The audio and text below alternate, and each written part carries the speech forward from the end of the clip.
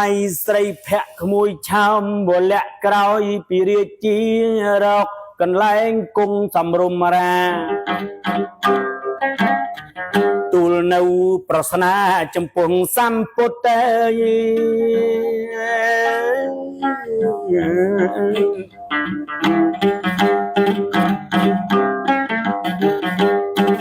ព្រះរាជាឲ្យទូលថា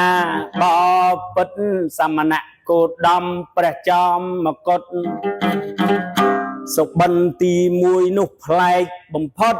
ទូលព្រះបង្គំយល់សពថា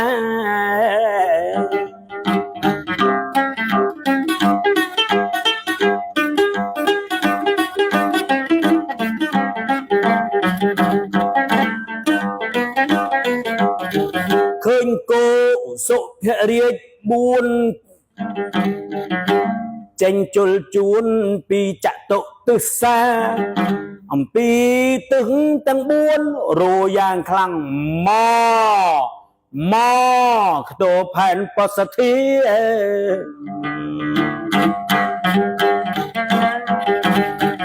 រោមកពីឆ្ងាយរៀបនឹងជលគ្នា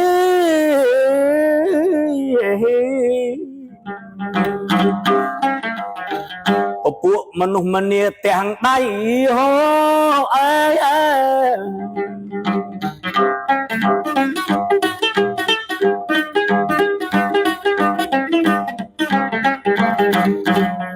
គោរោទាំង4សឹងកម្លាំងមន់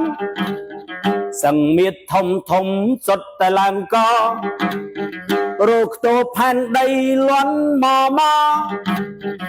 អាយ៉ាហើយណោចាំមើលវិជុលគ្នាតើខ្ទោហើយយ៉ាងណាសតពួកស្នែងល្អអត់កណនីដល់ទៅវាមកកាយជួបគ្នា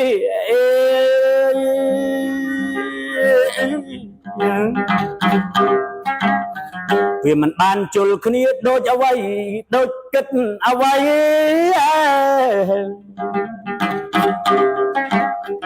អ្នកស្រុកឃើញដាក់ទម្លាក់ទឹកមុខចោលនឹកស្មានតគោជុលគ្នាល្អមើលដូចឆ្នោដឹងអីមិនជុលគ្នាទៅវិញនេះជាសុបិនទី1ក្រែងវាកើតហេតុអីឬក៏ទុកទោមនិញដល់រាជខ្ញុំព្រះអង្គទេដឹងព្រះសម្មាសម្ពុទ្ធអង្គដល់ជាទីស្រឡាញ់ឆ្លើយតបសុបិននេះមិញជាផលអីវិញព្រះគុណណា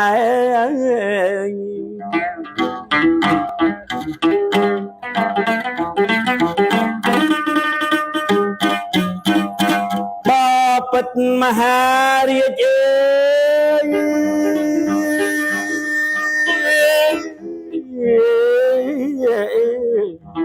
មែនហើយសបិននេះពិតជាកាចអើយឃើញគោឧសភរាជ4មកពីចតុទិសារៀបនឹងជលគ្នាទៅហើយដល់មកកាយជួបគ្នាប្រែជាមិនជលអីឡើយសុបិននេះមែនហើយតថាគតថ្វាយព្រះពរអង្គតថាគតថ្វាយព្រះពរ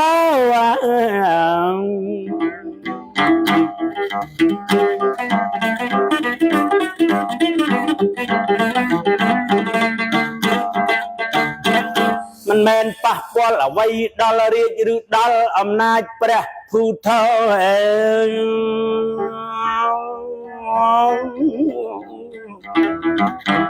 កាលនេះកើតហេតុភេទហើយណនៅក្នុងនគរនាអនាគតក្រោយពីអង្គអញអតថានៅពៀនមរណាសង្ខារលត់ឆ្ងាយទៅយ៉ាងយូរនឹងកើតកំសត់គឺមានន័យដូចនេះថាពពួកអ្នកគ្រប់គ្រងរាជអ្នកកាន់អំណាចក្នុងរដ្ឋាស្ទើរពេញមួយពិភពលោកគ្មានគុណធម៌ឡើយណាមានន័យថាគ្រប់គ្រងនគរនឹងដោយអធម្មកិច្ចដោយអធម្ម ធម្មិករាជណាគ្រប់គ្រងនគរដោយអធម្មិករាជាមានន័យថាកាន់អំណាចដោយគ្មានធម្មេគ្មានធម៌មេត្តាករុណាអីចេះតែសម្លុតគំរាមកំហែងរាប្រុសស្រីគុណធម៌ធ្លាក់ចុះហើយអស់តម្លៃទើបអាកាសសៃមេឃប្រែទៅ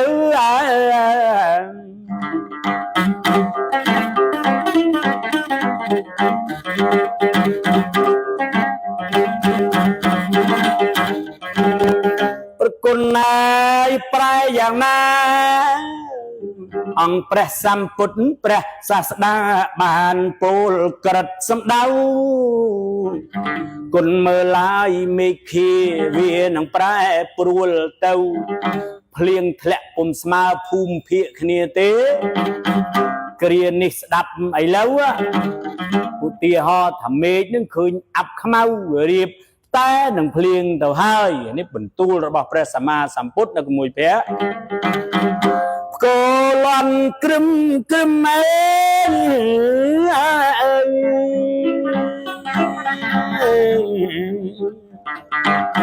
អង្គអាងប៉ុន្មានក៏ប្រុសនាងស្រីស្រី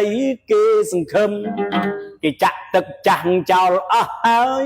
គេគិតថានឹងមានភ្លៀងគេខំលៀងពីងចោលគ្មានស្បើយ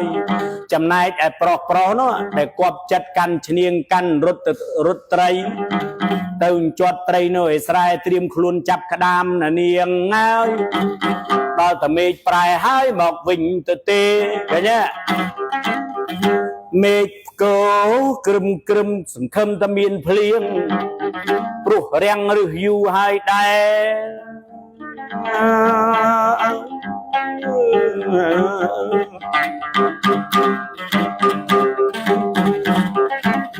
ក្រោយមកមិនភ្លៀងមានន័យថាវាព្រួលប្រែឥតមានទៀងទាត់អ្វីនឹងហើយគោអសុបរាជ4ដែលព្រះអង្គសុបិនក្នុងពេលរាត្រីរៀបនឹងជលគ្នារូខ្ទោផែនដីដល់ជួបមិនជលអីគឺវាអញ្ចឹងចំណែកប្រស្នាទី2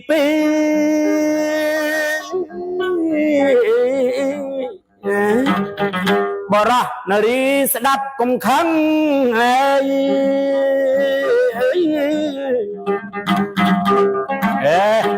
កាលពីខ្ញុំស្ដាប់ស្រួលអីម្លឹងខ្ញុំពេញចិត្តរឿងហ្នឹងទើបខ្ញុំរៀនព្រម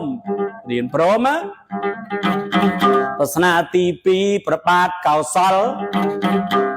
ទូលថ្វាយបញ្យលដោយសម្ដីថ្នមបពុតព្រះអង្គដ៏ចម្រើនសុបិនប្រព្រឹត្តព្រមឃើញរុក្ខជាតិតូចហ្នឹងប្រវែង2គក់ខ្លះ2ហាត់ខ្លះឬក៏រុក្ខជាតិខ្លះ1ចង្អាម2ចង្អាមខ្លះឧបមាថាដូចជាដើមខ្វិតដើមក្រសាំងឬដើមអំពិលផងដែលខ្លាំងមិនទាន់ធំផងមានផ្លែមានផ្កាសុបិននឹងយ៉ាងម៉េចទៅវិញឬជួបដល់រាជខ្ញុំកាំងរណា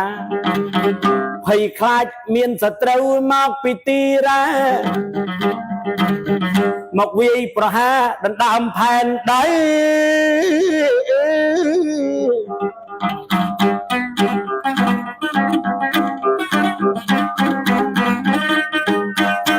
បបិទ្ធព្រះសមត្ថិទេព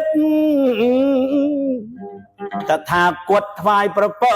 ពលសង្ខេបនៅសុបិនពេលរាត្រី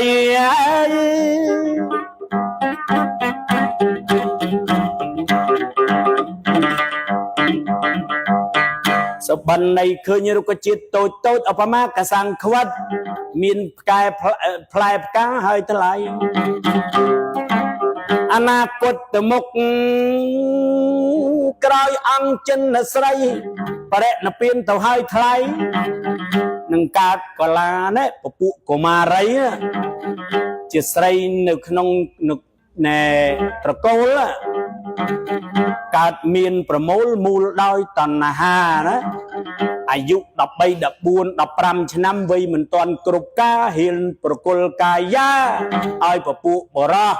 ខ្សែបកាមខ្សែបមេធនធម្មមេធនម៉ូស្រអេថស្រអុនឹងណោធណាំខ្សែបកាមខ្សែបកាមឬខ្សែបមេធនធម្មខ្លួនឯងមិនទាន់ពេញក្រមុំស្រួលបួលឬមួយមិនទាន់គ្រប់ការរហូតដល់មានពោះមានពងក្នុងអាត្មាពលគឺមានកូននាងធីតាម៉ែឪនោះណាខ្មាស់គេផែនដីអេអេកណែ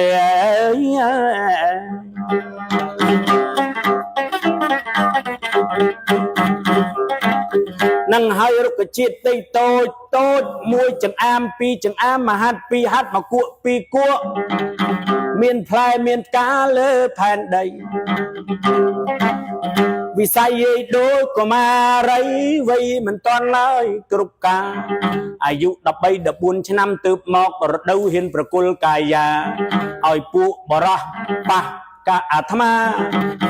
ខ្សែបកើតកាមាមានកូនក្នុងឧត្តរបើចឹងសុភ័ក្រពូសូមបញ្ចប់វគ្គសិនហើយក្មួយល្អ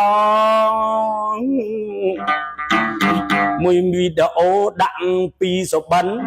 មួយវីដេអូទៀតពីសបិនកែវបវរក្មួយត្រៀមយកដៃចុចបិទកាមេរ៉ានៅក្មួយល្អចាំស្ដាប់ភាគបន្ត3 4ទៅទៀតណែអេកណែទៅទៀត